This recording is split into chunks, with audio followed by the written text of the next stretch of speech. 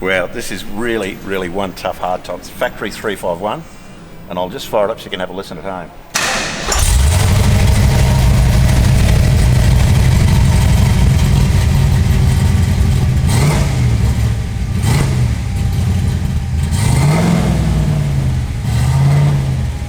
Hi everyone, Ryan from Gray's Classic Cars and Bikes.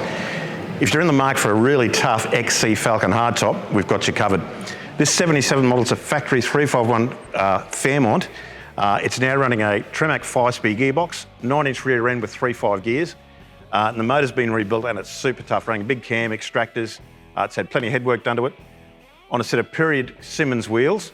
And the car is just gorgeous. Like, it was painted and restored back in 1996 and it still presents very, very nicely. There's no signs of visible rust or anything like that.